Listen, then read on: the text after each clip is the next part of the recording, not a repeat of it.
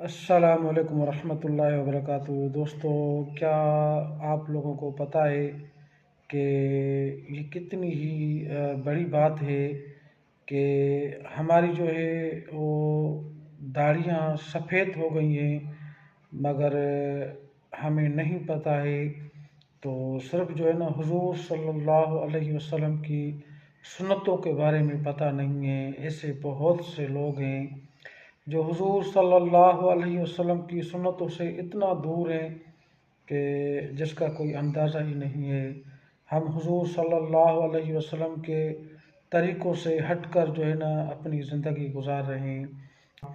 اگر ہم حضور صلی اللہ علیہ وسلم کی سنتوں پہ عمل کریں تو یہ جو ہے نا ہمارے ساتھ حادثے پیش اس طرح سے نہیں آئیں گے انشاءاللہ، کیونکہ حضور صلی اللہ علیہ وسلم نے فرمایا کہ جو شخص بھی باتھ روم میں جائے تو ہمیں اللہ کے رسول صلی اللہ علیہ وسلم نے واش روم جانے کا طریقہ سکھایا ہے، اور جب ہم واش روم سے باہر آئیں تو وہ بھی ہمیں حضور صلی اللہ علیہ وسلم نے طریقہ سکھایا ہے۔ ہمیں تو حضور صلی اللہ علیہ وسلم نے دنیا میں جتنی بھی چیزیں ہیں کام کرنے کی، اس میں ہمیں حضور صلی اللہ علیہ وسلم نے اپنے مبارک طریقے سکھائے۔ تو آج میں آپ کو بتاتا ہوں کہ حضور صلی اللہ علیہ وسلم کی یہ جو ایک بہترین سنت ہے، اگر ہماری وہ زندگی میں آ جائے تو اس کے لیے ایک چھوٹی سی دعا ہے، چھوٹی سی دعا، بس وہ اپنی زندگی میں لانی ہے۔ اگر آپ لوگ حضور صلی اللہ علیہ وسلم کی یہ سنت اپنی زندگی میں اپناؤ گے کہ حضور صلی اللہ علیہ وسلم نے فرمایا، جس کا مفہوم ہے کہ اللہ کے رسول صلی اللہ علیہ وسلم نے فرمایا کہ جب تم لوگ واش روم کے اندر جاؤ تو پڑھو اللہم انی اعوذ بک من الخبث والخبائث۔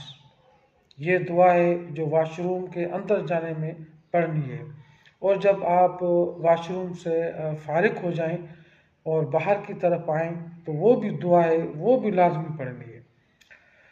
اور وہ دعا کیا ہے؟ غفرانک الحمدللہ الذی اذھب عنی العذاب وعافانی۔ یہ دعا ہے نا، یہ آپ کو لازمی باہر آنے میں پڑھنی ہے۔ اب اس میں کیا ہے کہ یہ حضور صلی اللہ علیہ وسلم کا مبارک کا زندگی کا یہ ایک طریقہ ہے جو ہمیں اپنی زندگی میں لانا ہے۔ تو یہ دعا تھی جو مجھے آپ لوگوں کو بتانی تھی، اور انشاءاللہ اگلی ویڈیو میں بھی میں بہت سی دعائیں، حدیثیں پڑھنا سنانا انشاءاللہ یہ میں کام جاری رکھوں گا۔ اگر آپ دوستوں کو یہ میری ویڈیو اچھی لگی ہے تو اس کو سبسکرائب ضرور کریں۔ جزاک اللہ خیر۔